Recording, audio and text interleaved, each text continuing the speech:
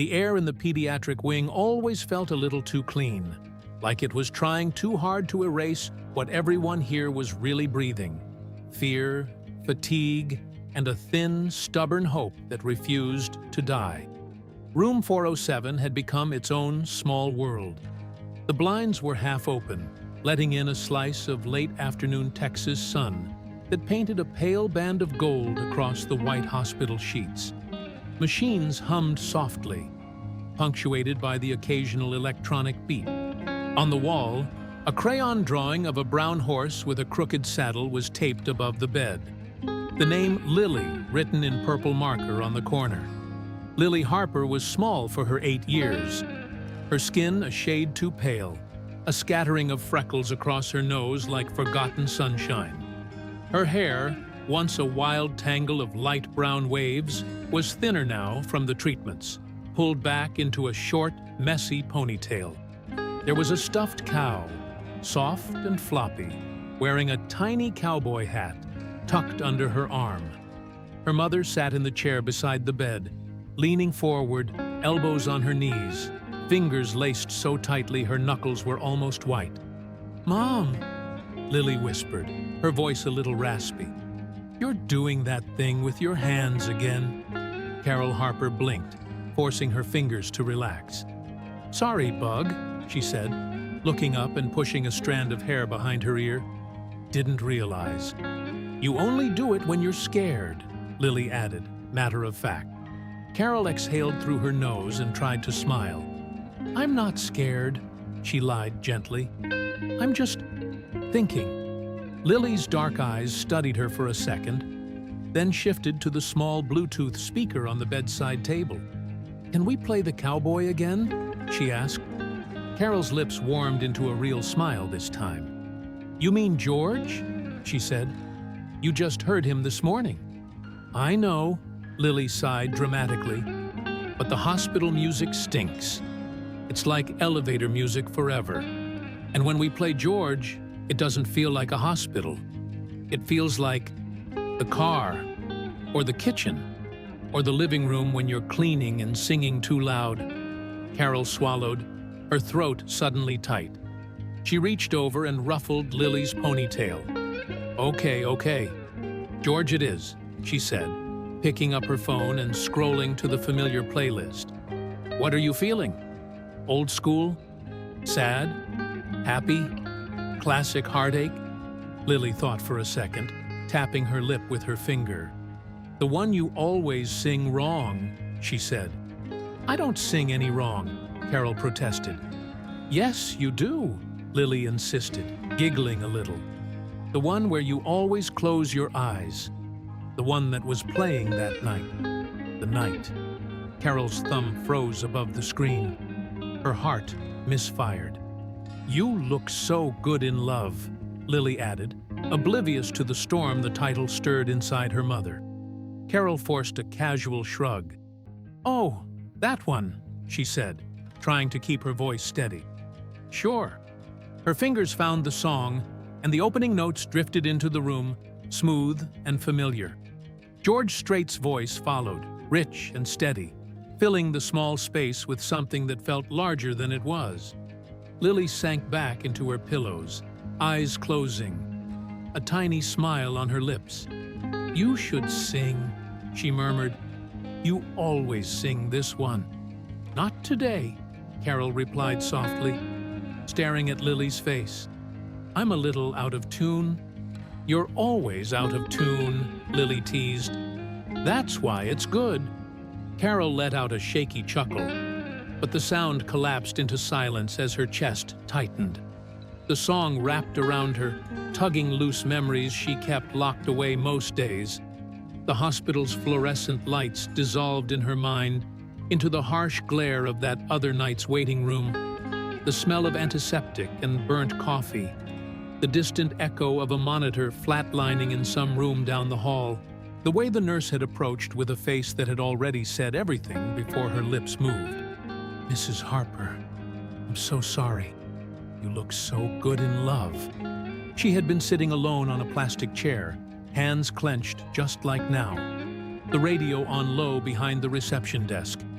The DJ had said something forgettable. The song had started. George's voice had come through the static. And for a moment, she'd wanted to scream at whoever had left that radio on. But then she had focused on the sound, on the familiarity. On the way, the lyrics didn't match her life at all. And yet, the voice, the melody, the steadiness of it, it was something solid to hang on to when everything else was collapsing. She hadn't cried right away. She remembered that clearly now. She'd stared at the floor, listened to the song, and somewhere in the second verse, she'd taken a breath she was sure wouldn't come. She'd stood up, and she'd walked down the hall to see her husband's body. 3 years later, the same song was playing in another hospital, and her daughter was still here, but just barely. "Mom?" Lily's soft voice pulled her back. Carol blinked away the memory. "Hmm? Why are you making that face?" Lily asked. "You look like you're trying not to sneeze." "I'm just thinking," Carol said, wiping quickly under one eye with her thumb. "Thinking about how you're bossy even in a hospital bed." Lily grinned sleepily. "That's because I'm the sheriff," she murmured, hugging the stuffed cow closer. "And you're my deputy." A knock came at the door. Carol turned, expecting to see a nurse or tech. Instead, it was Nurse Allison Burke, mid-30s, tall and lean, with tired eyes and a ponytail that had already fallen loose from her scrubs cap halfway through her shift. "Hey, ladies," Allison said quietly. "Just checking in." "Hi, Nurse Allison," Lily said, without opening her eyes. "Hey, Sheriff," Allison replied with a small smile. "How's your pain right now?" "Scale of 1 to 10? 3, Lily said. "Maybe 4. Carol shot Allison a look. Allison nodded, understanding there was a bit of brave exaggeration. "We'll keep an eye on it," Allison said. "I'll see if we can bump your meds soon." She stepped closer, listening for a second to the soft music. "You two and your George Strait," she chuckled. "You should have seen the other mom this morning asking if we could change the station in the hallway because she said she was going to start talking with a twang if this kept up." Carol stood, stretching her stiff back. "Better a twang than these cartoons they play," she said. Allison's eyes flicked to the phone screen. "You look so good in love," she read. "That one again, huh?" "It's her favorite," Carol said automatically. "And yours," Lily murmured, eyes still closed. Allison watched them for a second, something thoughtful in her expression. Then she cleared her throat. "Carol, can I talk to you for a second?" "Outside?" Carol's stomach clenched. "Is something wrong?" she asked. "Nothing urgent," Allison said quickly. "Promise. Just when you have a second." Carol looked at Lily. "You okay if I step out for a minute, Bug?" Lily made a face. "If it's more talking about my blood, I don't want to know," she said. "But yeah, I'm fine. Leave the door open a little." "We'll be right outside," Carol said. She followed Allison out into the hall. The sounds of the ward rushed back to her, the rolling carts, distant coughs, muffled voices from behind curtains. "What's going on?" Carol asked, folding her arms. Allison hesitated, then glanced down the hallway as if making sure no one else was listening. "Okay, so this is going to sound insane, and I need you to not freak out," she said. Carol's chest tightened. "You cannot start a sentence like that to a mother in a hospital," she said sharply. "Right, sorry," Allison said quickly.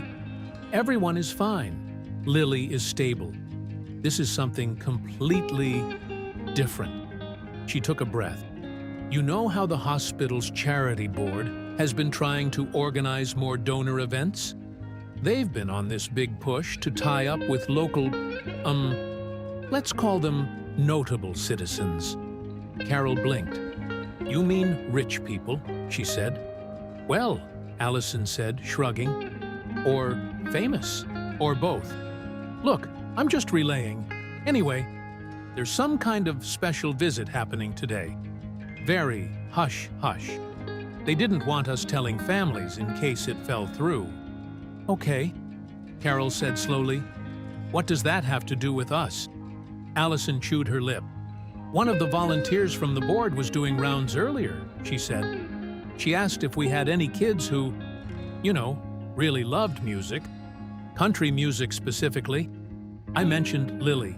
I told her how you two always have George Strait playing.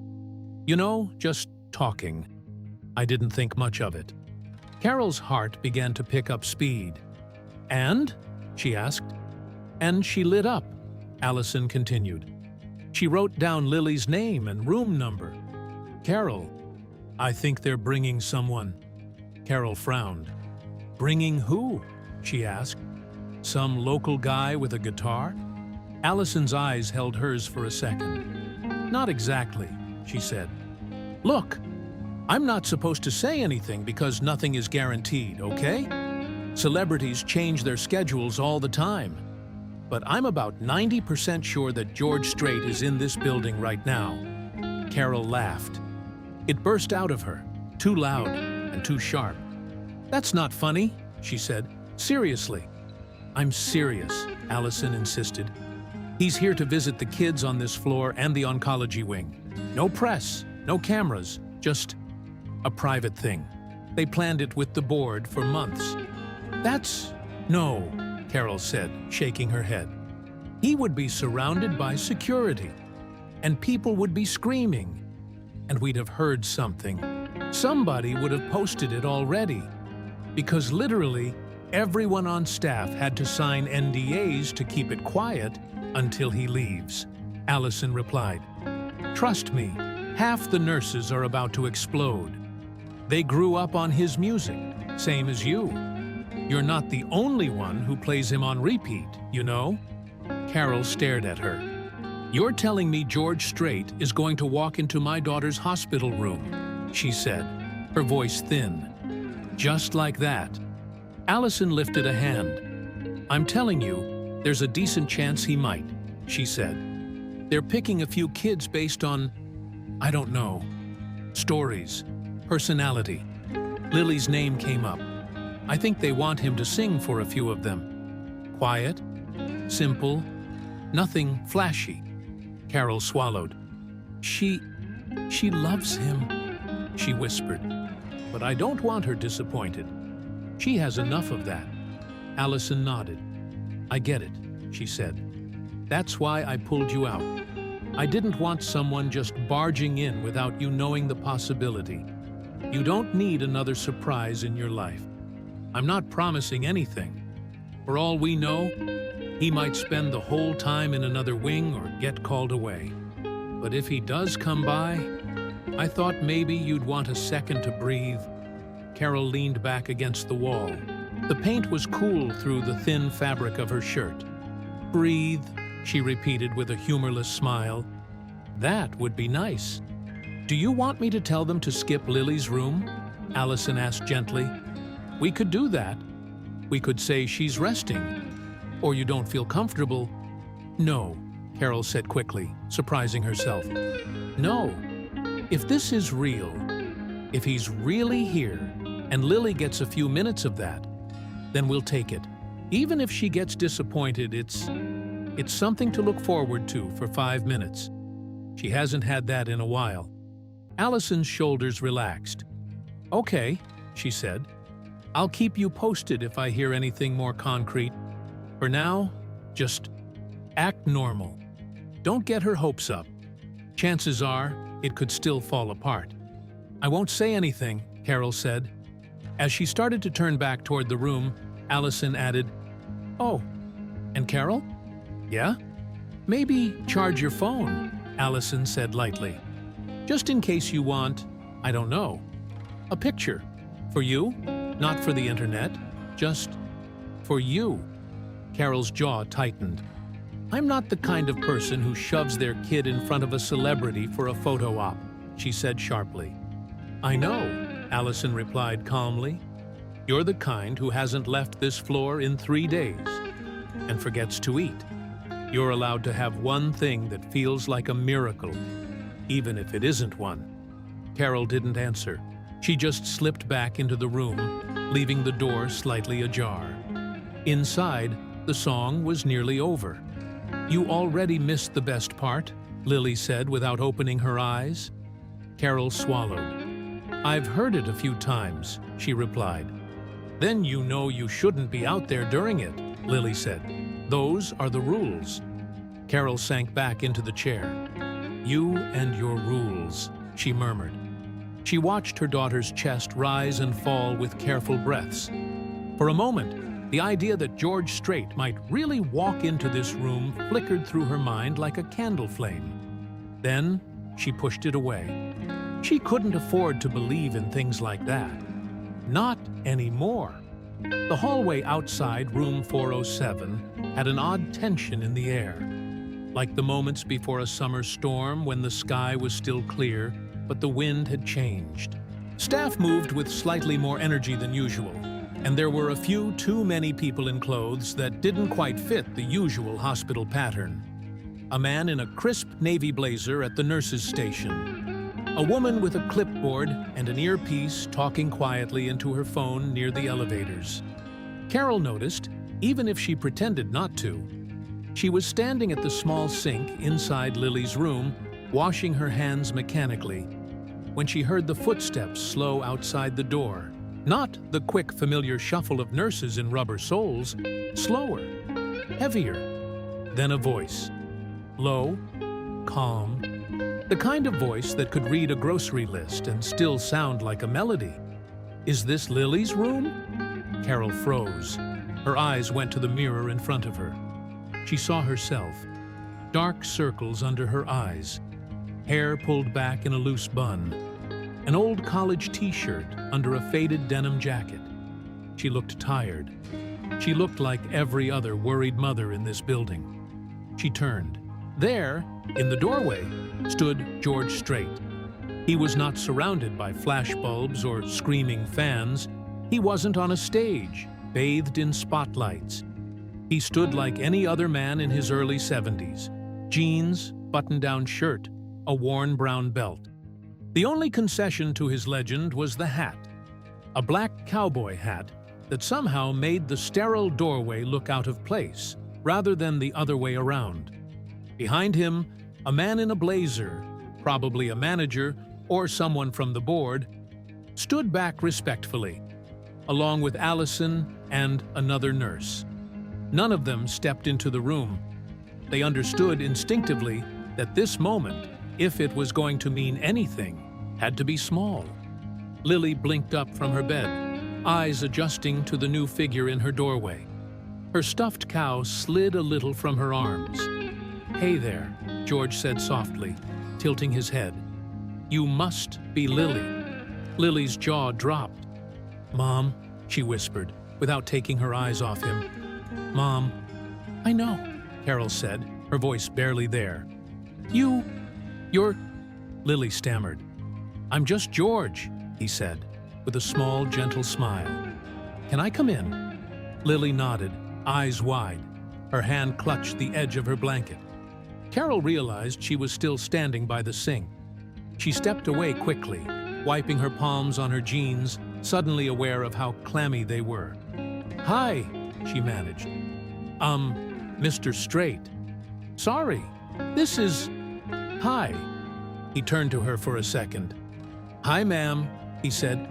"You must be her mama." "Yes," Carol said. "I'm Carol. Carol Harper."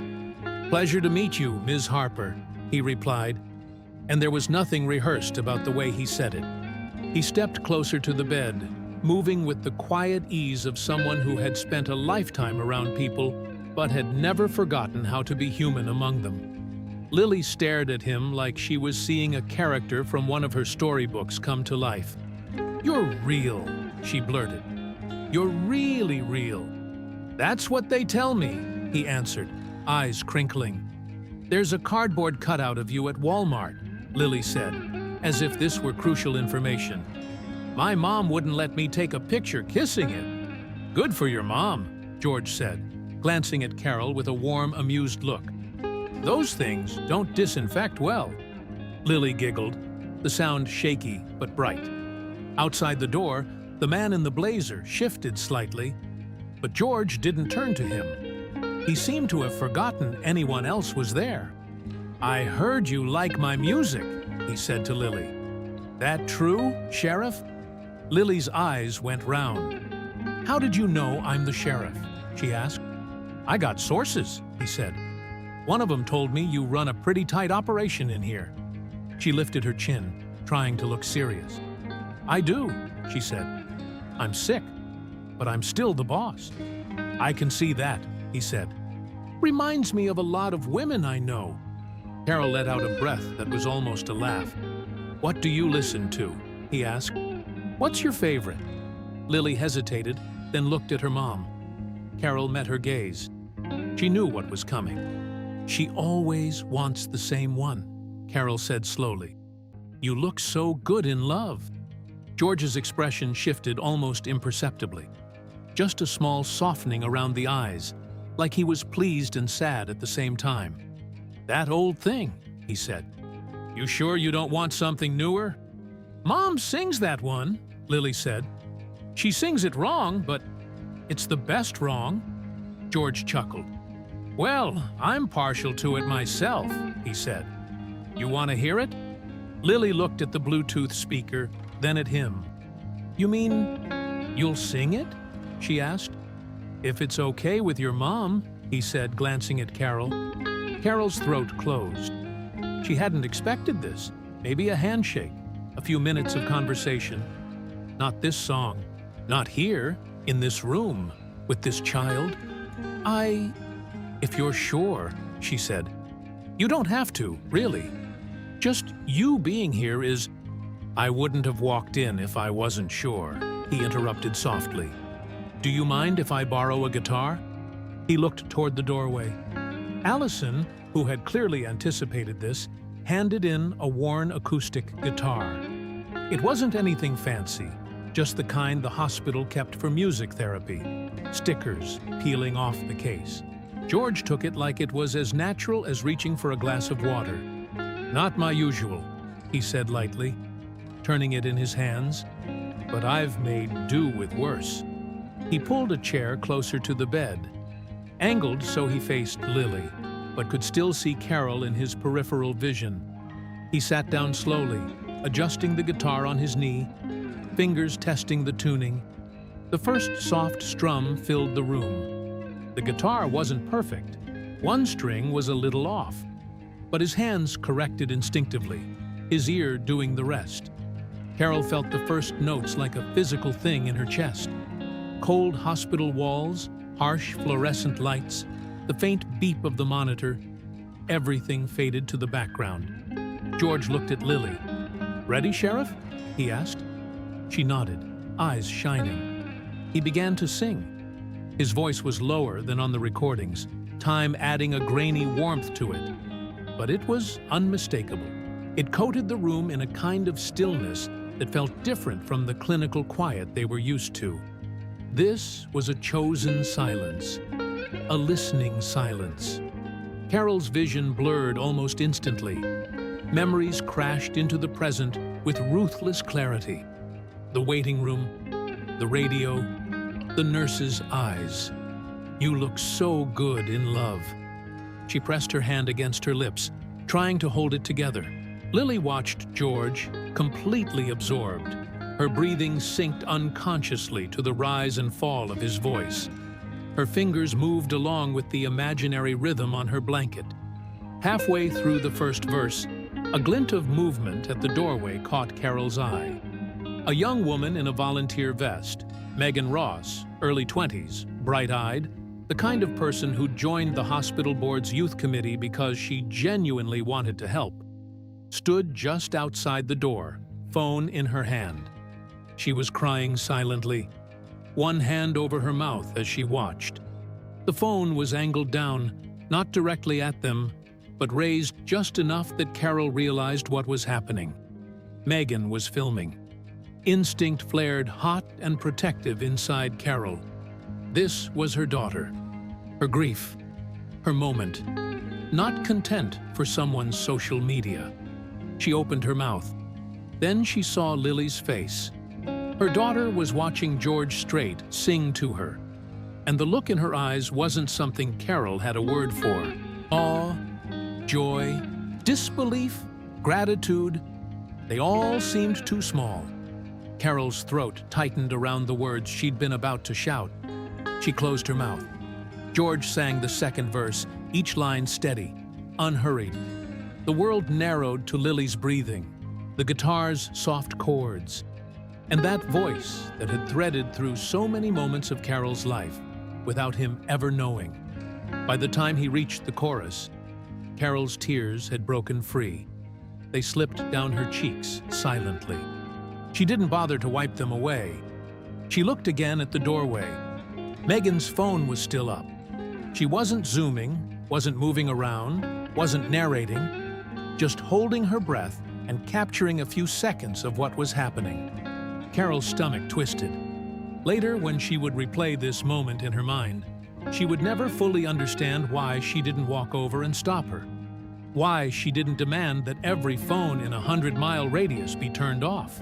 Why she let the seconds tick by while someone recorded her daughter like a miracle on display. All she knew in that instant was that if she moved, if she stretched this fragile moment by one unnecessary word or motion, something would break. So she stayed. Near the end of the song, George glanced at her. Their eyes met briefly. He didn't falter on the lyrics, but something in his gaze told her he saw everything. Her tears, her posture, the weight she was carrying. He held the final note gently, letting it settle like dust after a storm. Silence followed. No one clapped. It would have felt wrong. Lily exhaled shakily. "That was," she whispered. "That was the real one. The real version." George smiled, setting the guitar gently aside, resting it against the bed. "I hope so," he said. "I can't let your mom show me up now, can I?" "She already does," Lily said, but her voice was faint, exhaustion creeping in around the edges. Carol stepped closer, placing a hand lightly on her daughter's arm. "Thank you," she said to George, her voice thick. I can't." "You don't have to," he replied. "I'm the one who should be thanking you. You let me in your room. That's not nothing." He looked at Lily again. "Sheriff, I've got to make my rounds," he said. "There's some other kids who might fire me if I don't show up. But I'm not gonna forget this little precinct here, okay?" Lily nodded slowly. "Can I ask you something?" she whispered. "Anything," he said. "When you sing," she asked, "does it make the hurt smaller?" Carol looked away.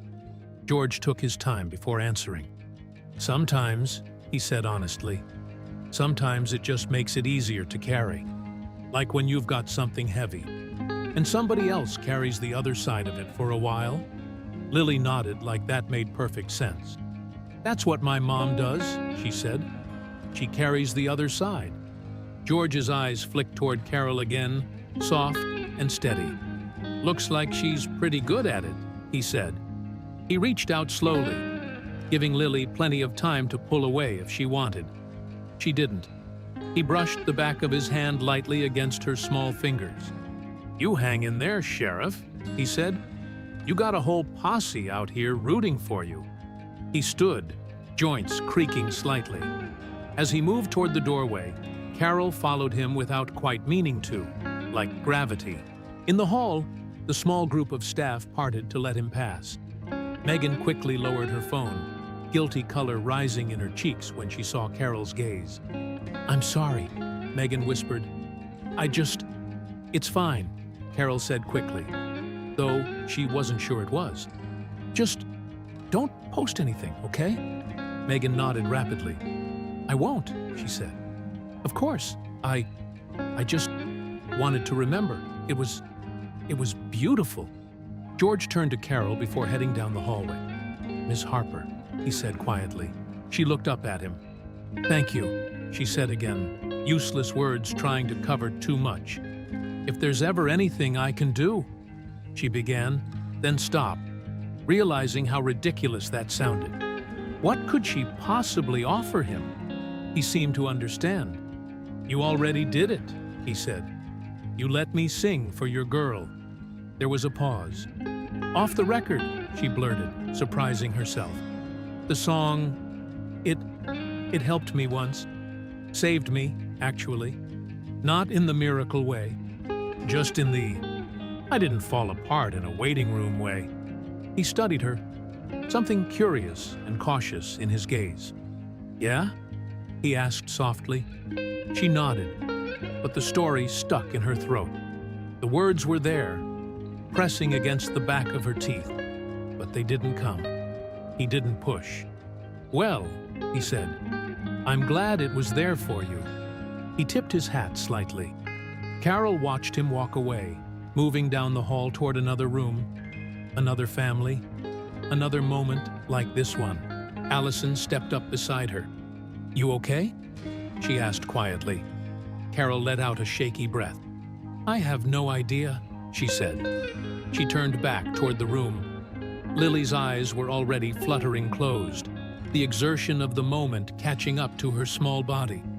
The monitor beeped steadily, a metronome to the slow rhythm of her breathing. Carol sat down again and took her daughter's hand. The room felt different now. It would take her a while to realize that it wasn't the visit itself that would change everything. It was what had already left this room in the shape of a shaky, 30-second video. Chapter 3: The Video That Wouldn't Stay Small. The video didn't explode immediately. For the first 24 hours, it lived quietly inside Megan Ross's phone, a private clip in a folder of hospital photos labeled "Reasons I Stay." She watched it that night in her tiny apartment, crying again, silently, alone on her couch with the TV on mute. She kept her promise. She didn't post it.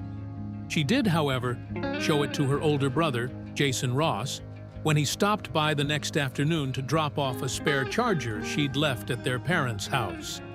Jason, 31, worked as a junior producer at a small but fast-growing online media outlet that specialized in uplifting stories and human moments.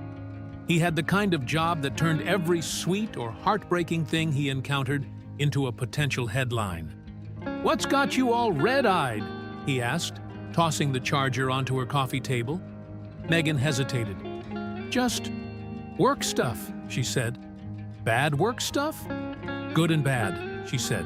"Here." She handed him her phone. "Just don't freak out," she added quickly. Jason pressed play. He saw shaky footage of a hospital room, shot from the doorway. A little girl in a bed, her face thin but bright with emotion. A man sitting beside her with a guitar. The angle wasn't great. It cut off part of his face at times, but his voice was crystal clear. Jason's eyes widened. "No way," he said. "Is that?" "Yes," Megan said. "Keep watching." The song filled the quiet of her living room. The way the man looked at the little girl. The way the mother near the edge of the frame pressed her hand over her mouth, shoulders shaking. "What is this?" he whispered. "Pediatric wing," Megan said. "She's 8. Autoimmune disease. That's her mom." He came in unannounced, just for a few rooms. They made us sign NDAs so we wouldn't post or leak it. It wasn't supposed to be a thing. I know I shouldn't have filmed, but I just... "This is a thing," Jason cut in, not unkindly. "Megan, this is a story. It's a private moment," she replied. He watched to the end. When the video stopped, he sat back, exhaling slowly. "Do they know you filmed?" he asked. "The mom saw me," Megan said. "She just said not to post it." "I swore I wouldn't." Jason nodded, chewing his lip. "What if," he began, then paused. "Hypothetically, if something like this were to be shared, what would you want out of it?" "Nothing," Megan said quickly. "I'm not trying to go viral off someone else's pain. That's why I didn't post it." "I don't mean for you," Jason said. "I mean for them. For the mom. For the kid. because you know how this goes. The right kind of story, with the right angle, with him in it. You could get a fundraiser going, medical bills, support, some kind of foundation donation. People love to open their wallets when they see something this real. Megan stared at him. She didn't ask for that, she said. She doesn't even know I kept the video. She probably hoped I deleted it. Or she's sitting in that hospital room wondering how she's going to pay for another round of treatments, Jason replied. Look, I get it. You want to protect her? That's good. But sometimes, protecting someone also means giving them something they'd never ask for themselves. Megan looked away, guilt and possibility wrestling in her. He softened. Talk to her, he said. Ask. Explain who I am, what I do. Tell her we can blur faces, change names, whatever she wants. We don't have to mention the hospital, the room number, any identifying details. The only thing that really matters is that it's him and them and that song. She said not to post, Megan repeated. She said that when she thought posting meant you throwing it up on your personal feed for likes and shares, Jason said. This is different. This is something we can handle carefully. Give it context. Make it about them, not about clicks. Megan sighed. You're a manipulative jerk, she said. He smiled. I'm a storyteller, he corrected. There's a difference. That night, Megan went back to the hospital for her volunteer shift. The pediatric wing felt the same and completely different, all at once. Carol was sitting in the same chair beside Lily's bed, a paperback book open in her hands, though her eyes weren't moving across the page. Lily was awake but tired, watching a cartoon on the small TV without much engagement. Hey, Sheriff, Megan said softly from the doorway. Lily glanced over, lips twitching into a faint smile. Deputy, she said. You missed it. George was here. I heard a rumor, Megan replied. I'm sorry I wasn't on shift. I had to work the boring job that pays my rent. She stepped inside, heart pounding a little faster. Hi, Ms. Harper, she added. Carol looked up. Hi, Megan, she said. Megan closed the door gently behind her. Can I talk to you for a second? She asked Carol. About yesterday? Carol's shoulders tensed. Did someone get in trouble for that? She asked. Because if this is about the guitar or the... No, Megan said quickly. Nothing like that. It's about the video. Carol's jaw clenched. I thought we agreed, she began. I didn't post it, Megan said. I promise. I haven't shown it to anyone except my brother. And before you get mad at me, he's not just some random guy. He works in media. He tells human stories, and he's good. He asked me to talk to you before doing anything. Carol's eyes narrowed. So, this is about posting it, she said quietly. It's about asking you if there's a version of sharing it that you'd be okay with, Megan said. A version where it helps you and Lily instead of just being something that made me cry on my couch. Carol glanced at Lily, who was now watching them instead of the TV. What are you talking about? She asked. If a video like that went out the right way, Megan said carefully, it could raise a lot of money for your medical bills, for research into what Lily's dealing with, for the hospital. It could change things. You wouldn't have to do anything. No interviews if you don't want them, no last names. But people would see you. They'd care. I don't want people knowing my business, Carol said, defensiveness rising like a shield. I don't want to be a pity story, so strangers can feel good about themselves for 5 minutes. I get that, Megan replied. I do. I've seen those stories too. The ones where they swoop in, take what they want, and disappear. That's not what I'm trying to offer. My brother has a boss who's actually decent. They don't do hit jobs. They do empathy. And if at any point you feel uncomfortable, we can kill it. You hold the plug. Lily spoke up unexpectedly. If people see it, she asked, Does that mean they know I met him? Megan turned to her. Maybe, she said. We could blur your face if your mom wanted. Keep it anonymous. It would still be your moment, just not recognizable. Lily considered this. Would George see it? She asked. Megan hesitated. I don't know, she said honestly, but there's a good chance. People share anything with him in it. It might reach him eventually. Carol's heart did something strange in her chest. Why would that matter? She asked Lily, trying to sound neutral. So he doesn't forget, Lily said simply. So he remembers I was real, not just another room. The words hit Carol like a physical blow. She swallowed hard. I don't like the idea of people watching us like a show, she said, more to herself than to Megan. That was ours. Megan nodded. I know, she said. Whatever you decide, I'll respect it. I just didn't want you to look back one day and wonder if it could have helped. Carol stared at the floor. When she spoke, her voice was barely above a whisper. If we did this, she asked, we blur Lily's face. And mine. We don't use our last name. We don't say what city we're in. No hospital name. No fundraiser I didn't approve. And if anyone twists it, it comes down. Immediately. Megan's shoulders relaxed. We can do that, she said. I'll make sure of it. Lily shifted in the bed. Can you blur the stuffed cow? She asked gravely. He didn't consent. They all laughed softly, diffusing the tension. Cow's already famous, Megan said. No going back now. Carol sighed. What do you need me to do? She asked. Nothing, Megan said. Just say you're okay with it and trust me to hold the line. I'll show you the final version before it goes anywhere. If you don't like it, we kill it. No questions asked. Okay, Carol said finally, but I want to see it before anyone else does. And if at any point I change my mind, it's gone, Megan finished. You have my word.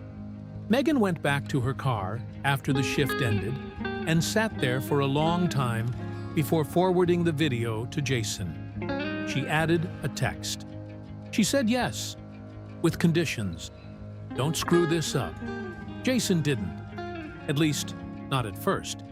He brought it to his editor, Laura McIntyre, a 45-year-old woman with sharp eyes and a reputation for balancing heart with ethics in an industry that didn't always reward that. Is this leaked? Laura asked after watching the clip twice, leaning back in her chair. My sister filmed it, Jason said. She was there. The mom gave permission as long as we protect their identities and don't turn it into a circus. No hospital name, no last names, no fundraiser links unless she signs off. Laura tapped a pen against her desk. It's him? She asked. It's him, Jason confirmed. No question. Laura sighed. This is dynamite, she said. Handled right, it could do real good. Handled wrong, we're parasites. I know, Jason said. That's why I brought it to you first. They built the story carefully. The article focused on the power of music in hospital settings, the emotional impact of unpublicized acts of kindness, and the way artists' songs often weave into people's most painful and meaningful moments. It mentioned a Texas pediatric patient and her mother, never giving real names. It called George Strait a country legend, without leaning on his fame like a crutch. The video itself was cut to 30 seconds. The framing stayed wide. Lily's and Carol's faces were slightly blurred. The headline read, "He sang in a hospital room with no cameras." But one quiet clip shows what music really does. Jason sent the draft to Megan, who brought it to Carol on her phone the next day. Carol read the article slowly, lips moving almost imperceptibly as she tracked each word. She watched the video again, heart pounding harder than it had yesterday when she'd lived it. They can't see her face, she said quietly. Not really. No, Megan said. They can't. And they don't say her name. No. And they don't make us... Pathetic, Carol said, surprising herself. They tried very hard not to, Megan said.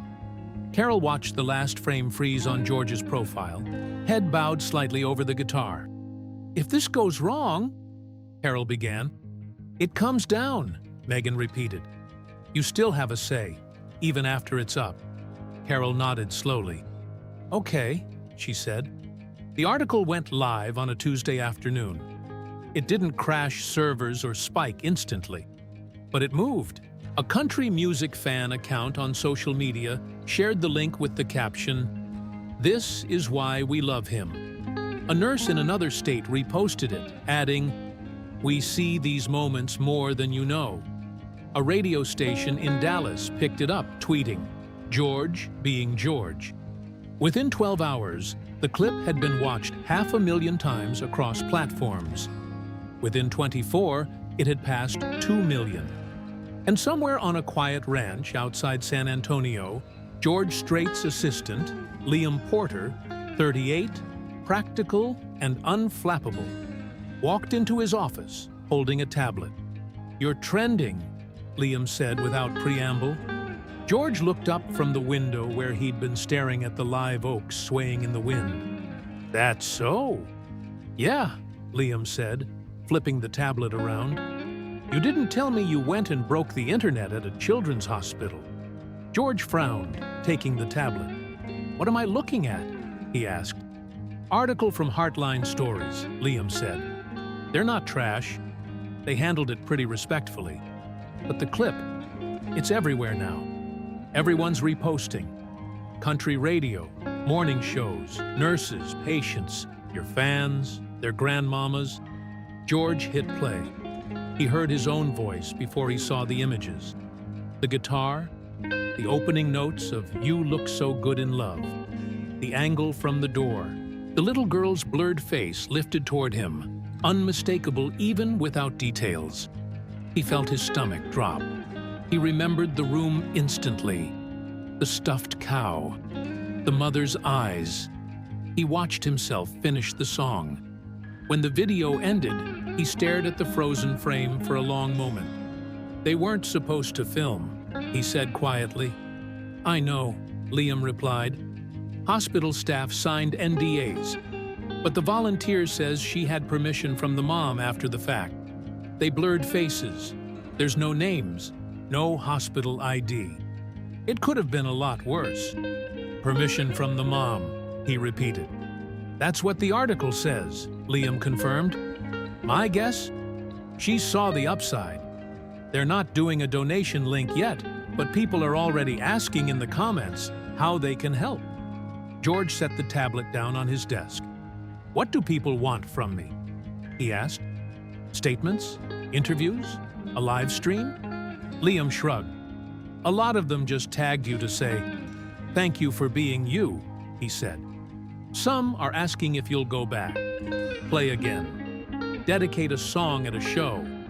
You know how it goes. Something like this hits, and everybody wants to be part of the story."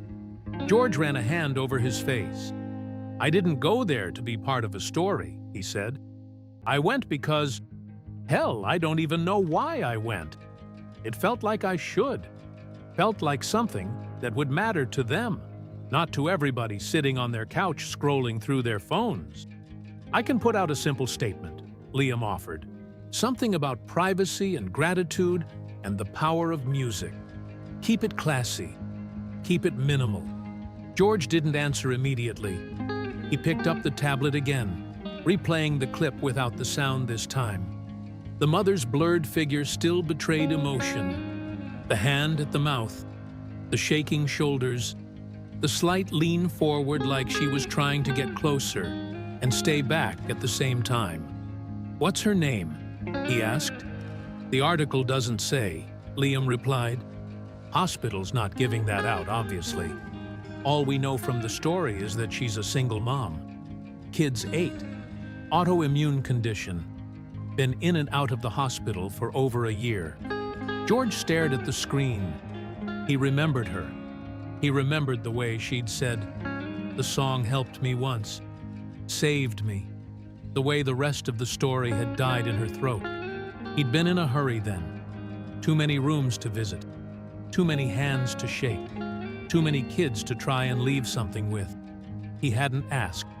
Now the whole world wanted him to say something.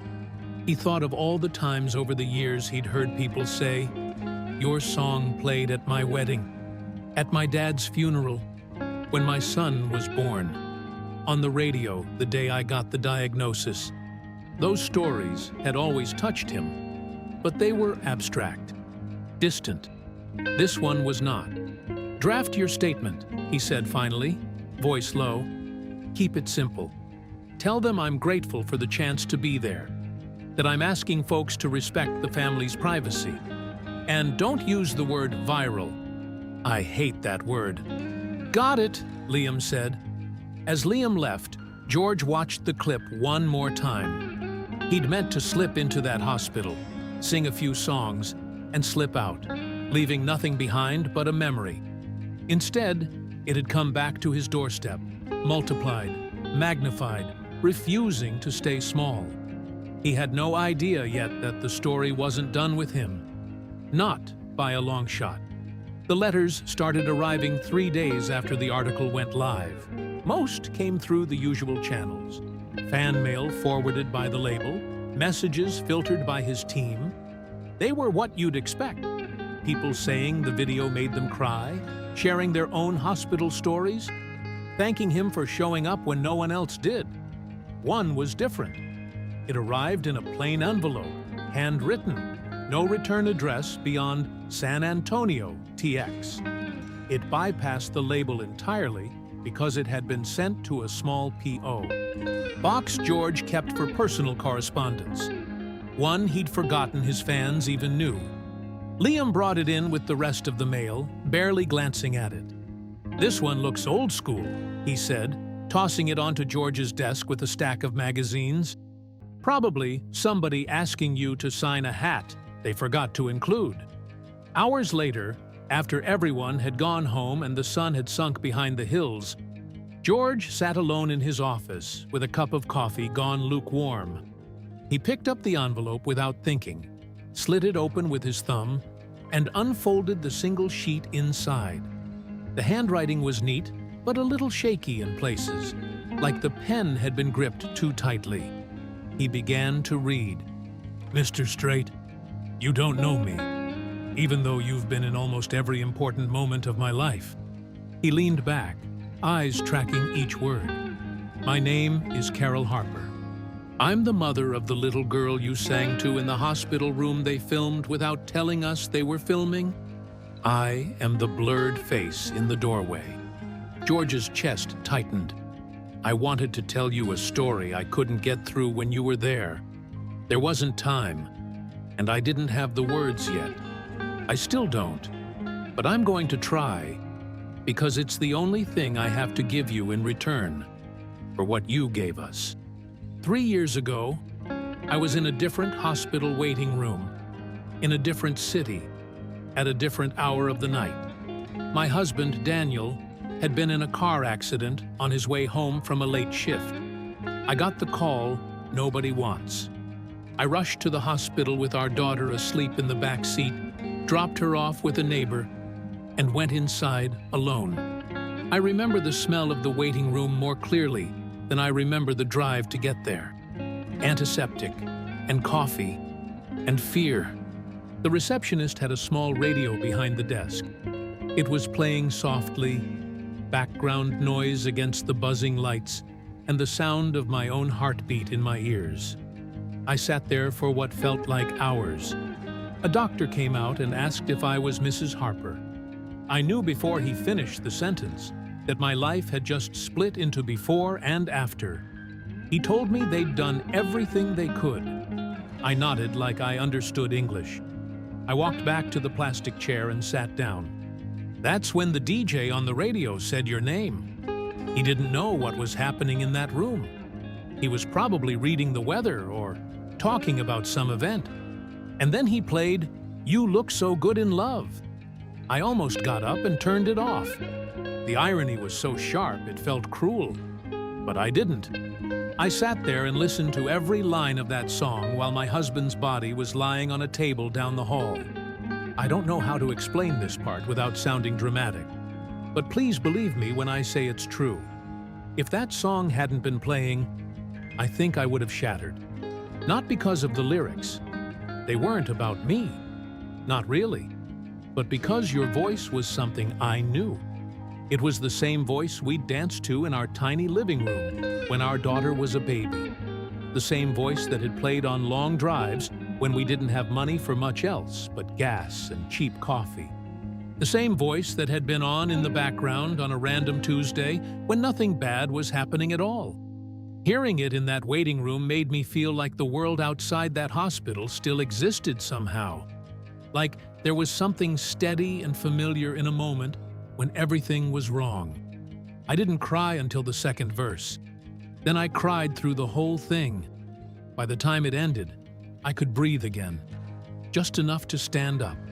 Just enough to walk down the hallway and go into the room where my husband was, and touch his hair and say goodbye without falling apart in front of strangers. Your song did not bring him back. It did not end the worst night of my life. It did not fix anything. What it did was give me 4 minutes in which I wasn't drowning. I have carried that with me for 3 years. I never wrote to you about it because I thought, why would he care? He's a stranger. He has his own life, his own losses, his own things he carries. I still think that. But then you walked into my daughter's hospital room with a guitar. George stopped reading for a moment. He could hear the faint tick of the clock on the wall, the distant hum of the refrigerator in the kitchen down the hall. He swallowed and kept going. To you, it might have been another stop on a list that day. Another room, another kid, another tired mother. To us, it was the universe folding in on itself. The same man whose voice had kept me from breaking in one hospital 3 years ago sat down in front of my daughter in another hospital and gave her something I haven't been able to for months. A moment where the room wasn't just about illness and fear. When you started singing that song, I thought I was going to come apart. I almost asked you to stop. I almost ran out of the room. But then I looked at her face. She wasn't thinking about death or disease, or the way the IV hurt, or how her bones ache on the bad days. She was thinking, George Strait is in my room singing the song my mom always sings wrong. I let it happen because she needed it. So did I. Now the video is out there. People are talking about you and kindness and music and all the good things. They're raising money for us that I will probably always feel a little guilty, taking and incredibly grateful for at the same time. I know you didn't ask for any of this attention. I know you would have preferred that the visit stayed private. I wanted you to know that I tried to protect that. I said no at first. I only said yes when they promised me they would blur her face and use our story to help more than it hurt. If you are angry about the video, please aim that anger at me, not at the hospital or the volunteer. I gave permission. I will live with that choice. I don't know what you do with letters like this. Maybe you don't have time to read them all. Maybe this one will sit in a drawer. That's okay. I didn't write it because I expect you to respond. I wrote it because for years now, your songs have been the background noise of my life, on the best days and the worst ones. And I needed to put into words the fact that you have been there without knowing you were there. If this letter does anything for you, I hope it reminds you that when you sing, it's not just notes and lyrics. It's something people grab onto in waiting rooms and hospital chairs and empty houses when they don't know what else to hold. Thank you for being there the night my husband died, even though you didn't know you were. Thank you for being there for my daughter the day you absolutely did. With respect, Carol Harper. George read the letter twice. Then he read it a third time, slower, letting each sentence land. He thought of his own losses, of the car accident years ago that had taken his 13-year-old daughter, Jennifer. The phone call, the hospital, the waiting, the way music had suddenly felt like both a lifeline and a language he no longer knew how to speak. He thought of all the nights he'd stood on stage singing songs about love and heartbreak to thousands of people whose names he'd never know, whose private tragedies and joys were invisible from the spotlight. He'd always known, intellectually, that music mattered to people. This made it something else, personal. He stood up abruptly, the chair scraping the floor. In the mirror above the credenza, he saw his own face, older now, lines deeper than they'd been when he'd first recorded the song that had threaded itself through this woman's life. He picked up the letter again. "How many of these?" he murmured to himself. "Have I never heard?" That night, sleep wouldn't come. He lay in bed, the letter on the nightstand, staring at the ceiling. The world outside his ranch had long since decided what kind of man he was. Steady, private, the king of country, the guy who didn't chase trends or drama. He'd built a career out of consistency and restraint. Now, very late in that career, a single act of quiet kindness in a hospital room had generated more noise than some of his biggest singles. It wasn't the noise that bothered him. It was the feeling that he hadn't finished something. The next morning, he walked into his office with the letter in hand. "Liam," he said. Liam looked up from his laptop. "Yeah, boss?" "I want to ask you something that's going to make you roll your eyes," George said. "But I need you to hear me out before you start telling me why it's a bad idea." Liam sat back. "That's quite an intro," he said. "All right, hit me." "I want to see her," George said simply. "The mother. And the girl, if she's up for it. Not at a hospital. Not as some big media thing. Just, I want to sit down with her and say, 'I read your letter.'" Liam didn't speak right away. "Okay," he said slowly. "That's not as crazy as I was bracing for. Logistically tricky? Yes, but not impossible. I don't want cameras," George added. "No press, no posts. If somebody so much as points a phone in that room, I'm leaving." "We can work with that," Liam said.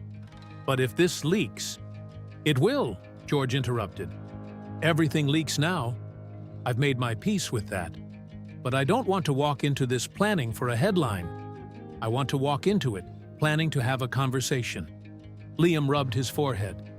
"I'll need to coordinate with the hospital," he said, "with the family.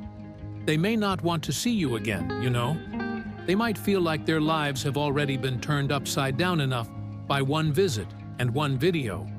"I'll understand if they say no," George said. "But I want them to have the choice to say no. I owe them that much after the circus they didn't ask for." Liam studied him. "This letter hit you hard," he said quietly. George didn't deny it. "She's right," he said. "I do my thing. I sing my songs. I go home.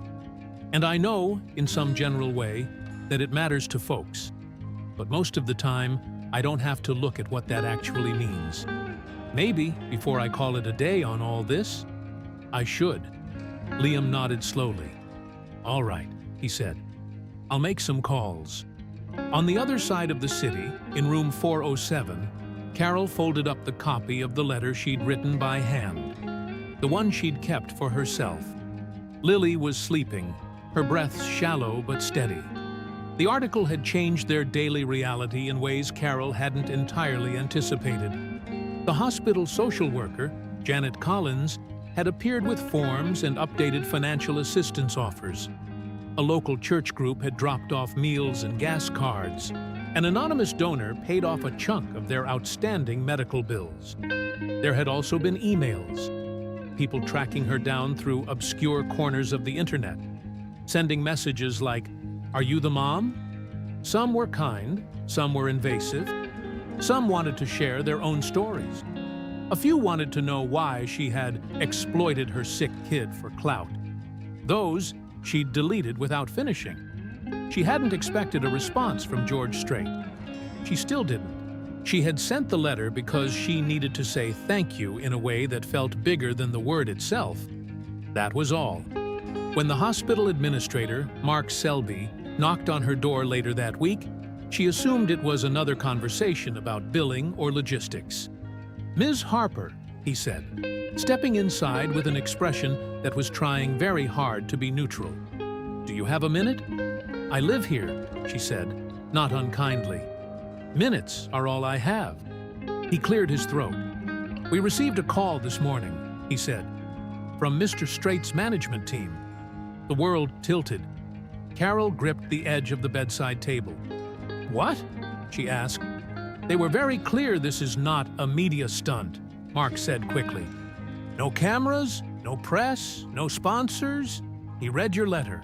He wants to meet you. And Lily. If she's feeling up to it." Carol's heart hammered against her ribs. "He read it," she whispered. "It appears so," Mark said.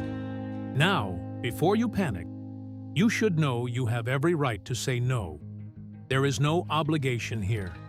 Given everything that has already happened, I want you to know the hospital will support your decision either way." Lily stirred at the sound of their voices. "Mom," she murmured. Carol sat on the edge of the bed. "It's okay, Bug," she said softly. "We're just talking grown-up stuff for a second." Lily blinked, trying to focus. Did I miss breakfast?" she asked. "You never miss breakfast," Carol said. "You wake up for food even when you sleep through the pain meds."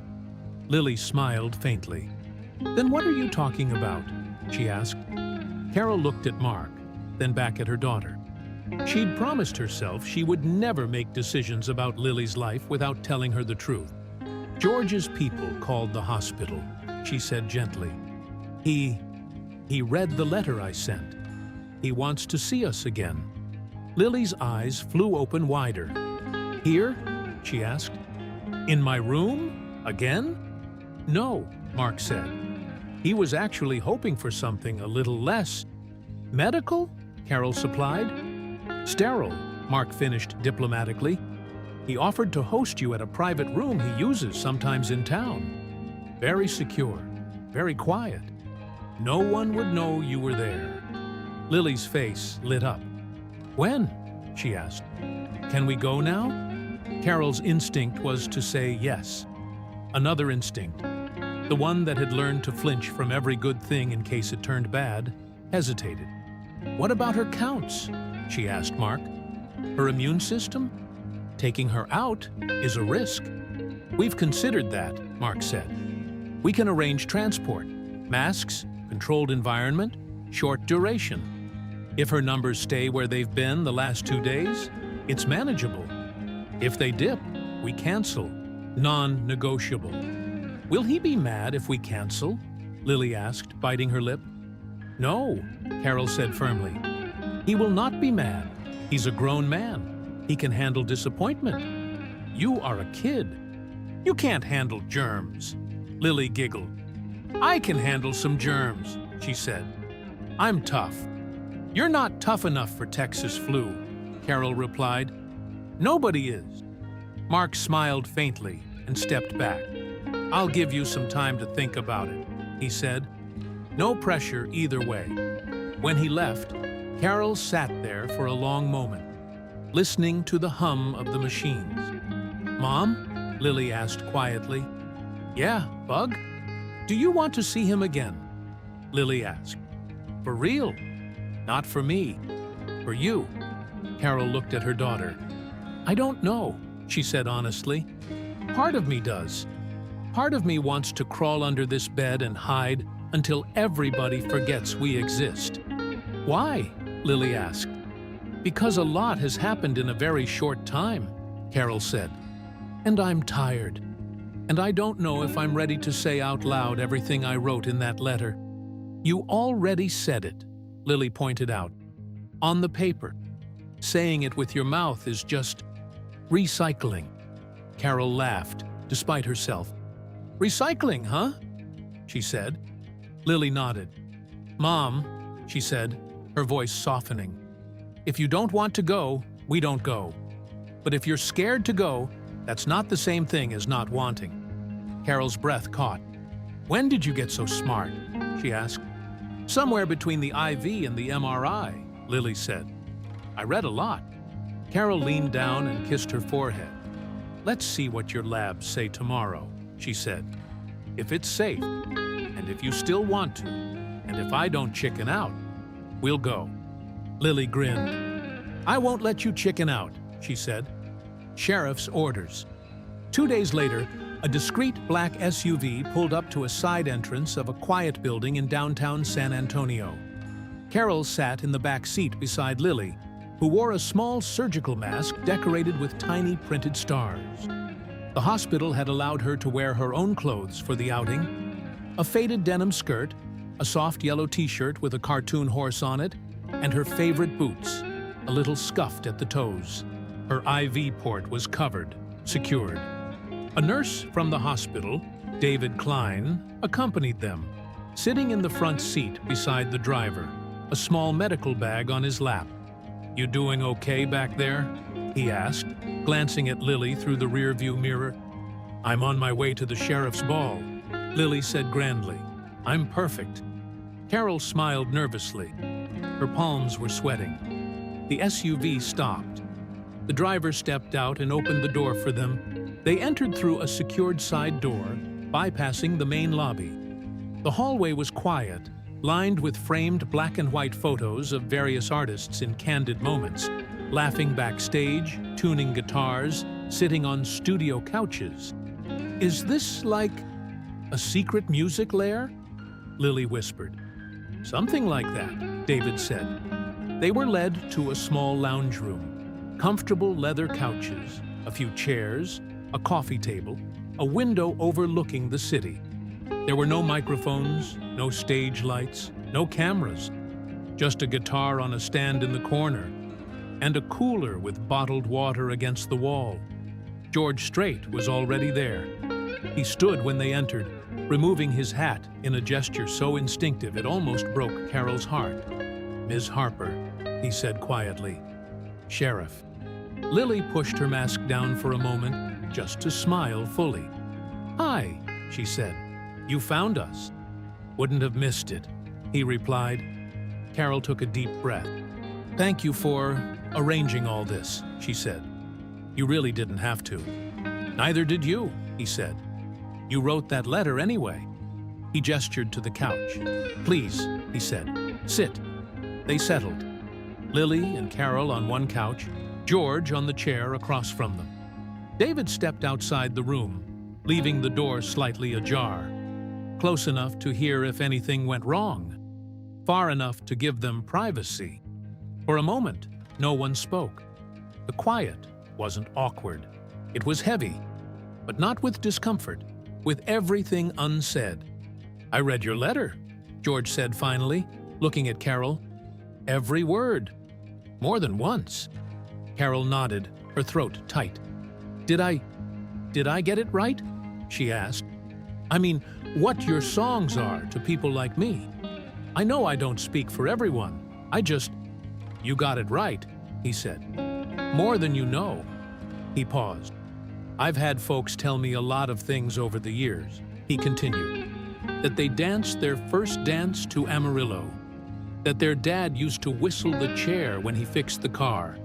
That they played one of my records on the way to the hospital to have their baby. It's always meant something. But sitting in that chair, reading about you in that waiting room, hearing that that song was the thing that kept you from falling apart on the worst night of your life, that hit different." Carol exhaled shakily. "I almost hated it that night," she admitted. "I thought, how dare this song be playing right now, of all times? But then, I don't know. It was like hearing something from the world where everything wasn't broken yet." George nodded slowly. "I lost my daughter in a car accident," he said quietly. "Years back. We got one of those phone calls, too. We sat in a hospital waiting on news that wasn't coming. For a long time after that, I didn't want to sing. Couldn't. Every song felt like it belonged to the man who'd had a whole family. Carol listened, eyes stinging. "I'm sorry," she whispered. "Thank you," he said. "I don't bring it up to make this about me. I bring it up because when I read your letter, I realized something I should have known a long time ago. Just like you heard my voice in that waiting room, someone, somewhere, might have been holding on to one of my songs while I was in my own waiting room, feeling like I didn't have anything left to give." He looked down at his hands. "Music's funny that way," he said. "You put it out there, and you don't get to decide where it lands, or when, or what it means." Lily swung her legs gently, boots not quite touching the floor. "It means my mom sings wrong," she announced, trying to cut the intensity with a child's bluntness. They all laughed softly, grateful. "She does, huh?" George asked. "She closes her eyes on the chorus and gets too loud," Lily said. "But it's good loud, like cheering." Carol wiped her eyes. "This one's been my anchor," she said, nodding toward her daughter. "Even when I thought I was the one holding her up. Turns out she's been holding me just as much." "Sounds about right," George said. "Kids have a way of doing that. Sneaky." He reached down beside his chair and picked up the guitar. "I didn't bring you here to make speeches," he said. "I brought you here because I wanted to give you something that wasn't wrapped in hospital smell. Something just ours. If you're up for it, Sheriff, I'd like to play you something again. Different song this time. Your mom might sing along, but we won't hold that against her." Lily grinned. "Yes," she said simply. "Please." He settled the guitar, fingers finding a comfortable chord like coming home. "This one's not about heartbreak," he said. "Not really. It's more about hanging on when you feel like you can't." He started to play. The room filled with music, not the carefully mixed sound of a studio or the amplified roar of a stadium, but something smaller, more fragile. A man with a guitar, a girl with tired eyes, a mother with a letter in her heart. Carol listened, feeling each note settle in places that had been raw for a long time. This time, there were no cameras in the doorway, no volunteers with phones, no articles being written in secret. This was theirs. Between songs, they talked, not in grand, sweeping conversations about fate or destiny, but in small, human ways. Lily asked him if he ever got scared on stage. "Every time," he admitted, "but I walk out anyway." Carol asked if he ever got tired of people expecting him to be him. "Sometimes," he said, "but then someone like you writes a letter like that. And I remember why I started doing this in the first place." He asked Carol about Daniel. "Tell me something about your husband," he said. "Something that has nothing to do with how he died." Carol smiled through her tears. "He used to dance with Lily in his socks on the kitchen floor," she said. "He'd slide around like the tiles were ice, and she'd squeal and tell him he was going to fall. And he'd say, 'If I fall, I'm taking you down with me.'" Lily giggled. "He fell once," she said. "Spilled orange juice everywhere. Mom was mad for exactly 3 minutes." "I wasn't mad," Carol said. "I was just—" She searched for the word. "Pretending to be mad so you two would think I was in charge." "You weren't," Lily said. "I know," Carol replied. They talked about school and favorite meals and the fact that Lily had decided horses were the best animal because they're big but gentle, like if a cloud was a tank. They didn't talk about prognosis or percentages or the fragility hanging over every hope. Those things were there, in the room, like the quiet shadow at the edge of the light. But they didn't run the conversation. At one point, George looked at Carol directly. "You said in your letter that you felt guilty about the money people are raising because of that video, he said. Don't. It feels like charity, she said. Like we're taking from people who don't even know us. Every concert ticket I've ever sold was someone giving me money because a song meant something to them, he said. They don't know me, not really. They know what my music did for them. Same here. People saw you. Your love for your daughter. What that moment in the hospital meant. They're not paying you for tragedy. They're thanking you for letting them feel something real. Carol looked down at her hands. It still feels strange, she said. It should, he replied gently. If it didn't, I'd worry about you. The visit lasted just under an hour. Lily began to fade, her energy dipping, her responses slowing. David knocked lightly and peeked in. Sorry to break this up, he said, but the sheriff needs her rest if she's going to keep us all in line. Lily groaned softly. I don't want to go, she murmured. George leaned forward. I'm not going anywhere, he said. Not really. Next time you hear one of my songs, you remember this room, okay? Not the hospital one. This one. She nodded. Will you remember me? She asked, voice small. He swallowed. I will, he said. I promise. He set the guitar aside and reached into his pocket, pulling out a small folded piece of paper.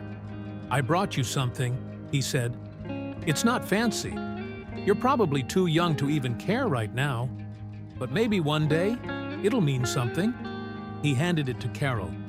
She unfolded it. It was a handwritten note, simple and unadorned. To Lily Harper, thank you for reminding me why I sing. George Strait. Underneath, in smaller letters, P.S. Your mom doesn't sing it wrong. She sings it like she needs it. That's the best way there is. Carol pressed a hand to her mouth. May I hug you? She asked abruptly, surprising herself. He stood. I'd be honored, he said. She stepped into his arms, the embrace brief and careful. Thank you, she whispered, for reading, for coming, for carrying the other side of it for a little while. That goes both ways, he said quietly. When they left, the city felt different. Nothing had changed in any official sense. Lily was still sick. The treatment plan was still uncertain. The bills didn't vanish. No miraculous cure had descended from the sky. But something in Carol had shifted. For years, she'd carried her grief like a private, invisible weight, the kind that bowed her shoulders even when she was standing straight. She'd believed she was alone in the way music had stitched itself through her life. Now, she knew she wasn't. And somewhere on a ranch outside the city, a man in his 70s sat in a quiet room, a letter in one hand and a guitar in the other, thinking about how a song he'd recorded decades ago had echoed in a hospital waiting room he'd never seen. In the months that followed, the video's wave eventually receded. Another story took its place in the feeds and headlines. The internet moved on, the way it always did. But for the people at the center of it, time didn't move on so quickly. Lily had good days and bad days. There were setbacks, scares, new treatments, experimental options, long nights. On the days when the pain was worst, Carol would sit beside her and play that same old playlist. Sometimes she sang along. Sometimes she didn't. Sometimes Lily would say, "Tell me the story again." And Carol would tell her about the night in the other hospital, and the letter, and the second meeting in the room with the big window. You know what I think? Lily would say when the story ended. What? Carol would ask. I think you and George are both sheriffs, Lily would say. You just have different kinds of badges. Carol would smile through her tears. Maybe, she'd say. And in concert halls across the country, as George Strait continued what he'd promised would be one of his final tours, he found himself introducing You Look So Good in Love differently. Not with the usual quip or story about when it was released, but with a quieter preface. "I got a letter recently," he'd say to the crowd, "from a woman who reminded me that you never really know where a song is going to land." This one landed in a hospital waiting room on the worst night of her life, and later in a hospital room on one of the hardest days of her daughter's. I want to sing this one tonight for all the folks who've ever sat in chairs like that, holding on to whatever they could. You're not alone. He never mentioned her name. He didn't have to. In a small house not far from San Antonio, where a horse drawing still hung crooked on a bedroom wall and a stuffed cow sat proudly on a shelf, a mother would sometimes pause in whatever she was doing when that song came on the radio. The grief was still there. The fear was still there. So was the love. So was the music. He had sung out of kindness, thinking it would be a moment that began and ended at the edge of a hospital bed. The reaction he witnessed, the way a mother's entire past and present cracked open in front of him, had followed him home, into his decisions, into the last chapters of a legendary career. And in that quiet, human exchange, a letter sent, a letter read, a second visit made with no cameras and no stage, both their destinies shifted. Not in the loud, cinematic way of miracles and magic. In the small, real way of two lives touching at exactly the moment they needed to. The fall came to San Antonio the way it always did, gently, without drama, just a slow easing of the summer heat, a shift in the light that made the late afternoons look golden and a little melancholy. Carol noticed it through the window of room 407, which had become so familiar over the months that she sometimes forgot there was a world beyond its walls. Lily had been through 2 additional rounds of treatment since the summer. The first had been brutal. 3 weeks of adjusted medication, new protocols, her small body pushed to its limits by doctors who were brilliant and exhausted and doing everything they knew how to do. There were days when Lily hadn't recognized her favorite cartoon characters on the TV, too foggy to follow the plots. Days when she'd asked for Daniel, forgetting for a moment in the haze that he was gone. Those nights, Carol had sat in the chair and watched her daughter breathe and held on to whatever she could find. The second round had gone better. Not a miracle, not a reversal, but better. And in that hospital, in that year, better was everything. Dr. Patricia Owens, the pediatric immunologist who had overseen Lily's care for 14 months, was a small woman with silver-streaked hair and the careful, measured optimism of someone who had learned not to promise what she couldn't guarantee.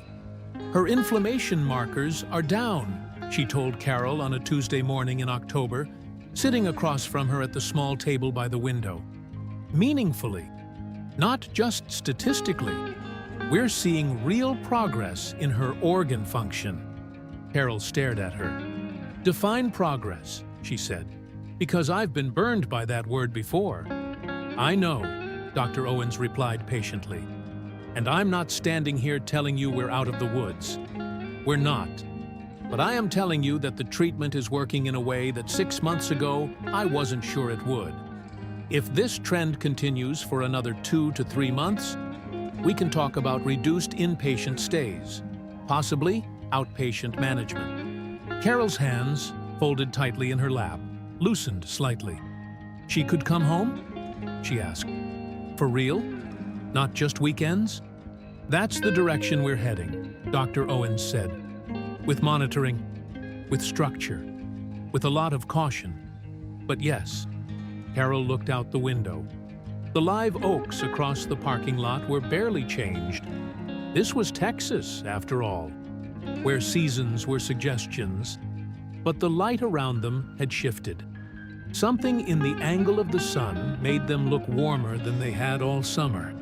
She thought about the kitchen floor, about socks on tiles and the smell of orange juice, about a small girl sliding across polished wood in her boots, arms out for balance. "How much longer inpatient before we can start talking about the transition?" she asked. 6 to 8 weeks, if everything stays on track, Dr. Owens said. No guarantees, Ms. Harper.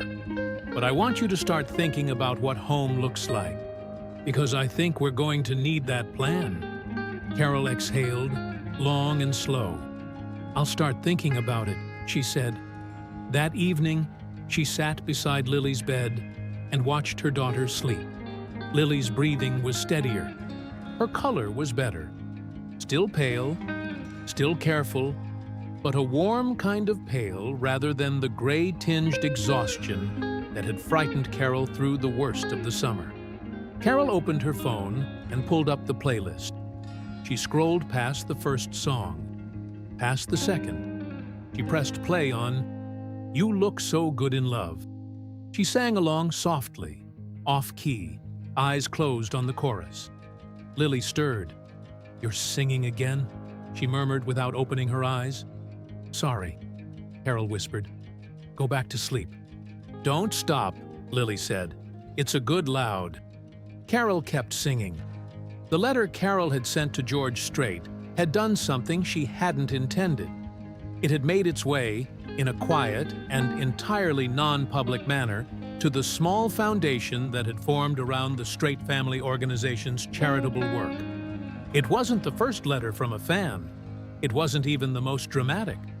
But something about its specificity, the waiting room, the radio, the particular song, had stayed with the people who handled the foundation's correspondence. In November, Carol received a formal letter in the mail. It was from the foundation, signed by its director, Helen Burnett. The letter informed her that an anonymous donor, the letter didn't say who, but the letterhead made it obvious, had established a medical fund in Lily's name through the pediatric wing at the hospital. It would cover all remaining treatment costs for the current course of care and provide a reserve for any follow-up needs over the next 3 years. Carol sat at the kitchen table of the hospital's family lounge and read the letter 4 times. She cried on the second reading. By the 4th, she sat quietly, hands flat on the paper, staring at nothing. Allison found her there half an hour later, 2 cups of coffee in hand. You look like you either won something or got terrible news, Allison said, setting a cup in front of her. I don't know what I look like, Carol said. I don't know what I'm supposed to do with this. Allison read the letter over her shoulder. Her eyebrows rose slowly. Carol, she said. Don't, Carol replied. He just paid for. I know what he did, Carol said. I know. I don't know how to hold it. It's too much. It's too big. People don't do things like this. Some do, Allison said softly. Not many, but some. Carol folded the letter. I'm going to write him another letter, she said. Another one? Allison asked. I know, Carol said, smiling faintly. I'm going to become the woman who sends George Strait letters. That's who I am now. Allison sat down across from her. There are worse things to be, she said. This time, the letter was shorter. It wasn't about grief or memory, or the way music had woven through her darkest nights. It was something simpler and perhaps more difficult to write. Mr. Strait, I think you know why I'm writing. I spent a long time after Daniel died believing that asking for help was the same as losing, that needing something from the world was a kind of defeat. Lily's illness pushed me past most of that. You can't afford pride when your child is sick. You make your peace with the charity boxes left at the door, and the GoFundMe pages, and the strangers who pray for someone they've never met. But this is different. What you've done is not something I can balance. I can't repay it, match it, or frame it in a way that feels equal. So I'm not going to try. I'm just going to tell you that because of what you did, I can think about the future without it feeling like a threat. I can sit beside my daughter's bed and imagine her at 12, at 15, at 20, without that image being cut off immediately by the knowledge of what it would cost. That is a gift I didn't know I was missing until I had it. Thank you does not cover it. but it's what I have. And one more thing. Dr. Owens says she might be able to come home by December. Maybe Christmas. Maybe just before. I'm going to make orange juice, and I'm going to let her slide on the kitchen floor in her boots. With deep gratitude, Carol Harper. She sent it. She didn't expect a reply. But 2 weeks later, a small package arrived at the hospital with her name on it. Inside was a handwritten note from George, brief and to the point. Ms. Harper, make sure there's extra orange juice. Merry Christmas.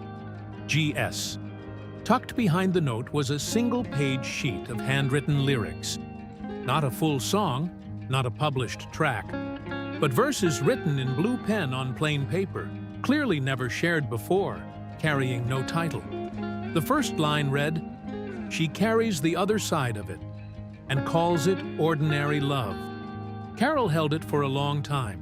She didn't know if those words were ever meant for a stage or a studio or a record. She knew they were meant for her. December arrived in San Antonio like a tired but generous guest, bringing cooler air and the smell of pine wreaths from the hospital lobby. Lily was discharged on a Wednesday afternoon, 12 days before Christmas. It wasn't a grand exit. No balloons in the hallway, no marching band. Dr. Owens had been clear about keeping the farewell calm, cautious, realistic. This was a transition, not a cure, and Lily would need regular check-ins, ongoing medication, and careful monitoring. But it was going home. Lily wore her favorite boots and a scarf her Sunday school teacher had knitted for her, dark red with tiny white stars. She held her stuffed cow under one arm and Carol's hand with the other. Allison walked them to the elevator. "Sheriff," she said, crouching to Lily's level at the elevator doors. "It's been an honor serving in your department." Lily extended her hand with great formality. "The honor's mine, Deputy Burke," she said. "Don't let crime wave while I'm gone." "Copy that," Allison replied, standing and looking at Carol over Lily's head. Neither of them trusted their voices enough for much else. Carol mouthed, "Thank you." Allison nodded, blinking hard. The elevator doors slid closed. The drive home took 20 minutes. Lily sat in the back seat with her face pressed against the window, watching the city go by like someone seeing it for the first time. "It looks different," she said. "You've been inside a long time," Carol replied. "Not different bad," Lily clarified. "Different. Bigger. Like I forgot it was this big." Carol watched her in the rearview mirror. "It was always this big," she said. "You just had to get back to it." Their house was a modest 2-bedroom in a quiet neighborhood. A neighbor, Ruth Barton, had come by while they were still at the hospital and left a small wreath on the door and a pot of chili on the porch with a handwritten note. "Welcome home. Don't worry about the leaves in the backyard. I've been watching it. Ruth." Lily walked through the front door slowly, like she was testing the floor. She looked at the living room, the couch with the yellow throw pillow she'd always hated, the shelf with the framed photo of Daniel holding her when she was a baby, both of them making the same expression, the small TV, the bookcase. "Hi, house," she said solemnly. Carol closed the door behind them. "Hi, house," she echoed. Lily walked to the kitchen. She looked at the floor. Then she looked at her boots. "Mom," she said. "Oh, no," Carol said. "Can we?" "Not today," Carol said. "Not until you've been cleared for—" "Mom." "Lily." "It's just the floor," Lily said. "I'm not asking to run a marathon. I just want to slide. Once, just once." Carol hesitated. "If you fall, you'll catch me," Lily said. "And if you don't catch me, we'll both fall and laugh about it for years." Carol stared at her for a long moment. "You are exactly like your father," she said. "That is not a compliment right now." "Yes, it is," Lily replied, already pulling off one boot. Carol pressed her hand over her eyes. "One slide," she said. "One. And if you feel anything, any pain, any dizziness, you tell me immediately." "Deal," Lily said. She set her boots neatly by the door, the way she'd always been told to, and padded across the living room to the kitchen in her socks. She looked at the floor. She looked at her feet. She took 2 running steps. She slid. The sound of her laughter, surprised and joyful and completely unguarded, filled the kitchen, overflowing into the hall, into the living room, up the stairs, into every corner of the small house. Carol stood in the doorway, hands still over her mouth, tears streaming. Lily spun at the end of her slide, arms out, catching herself on the counter. "That was the greatest thing I have ever done," she declared. "That was the second greatest," Carol said, voice breaking. "Being born is still first." "I'm biased on that one," Lily said.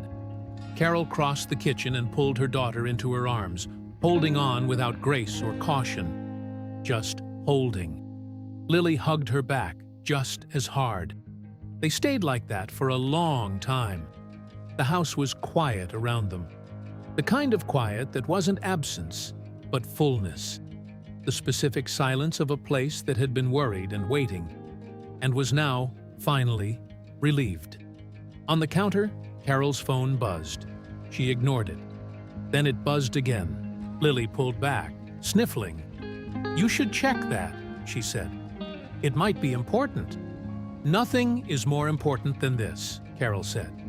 "It might be George," Lily pointed out. "It's not George," Carol said. "He doesn't text." "How do you know?" "Because he's 70-something and writes letters by hand," Carol replied.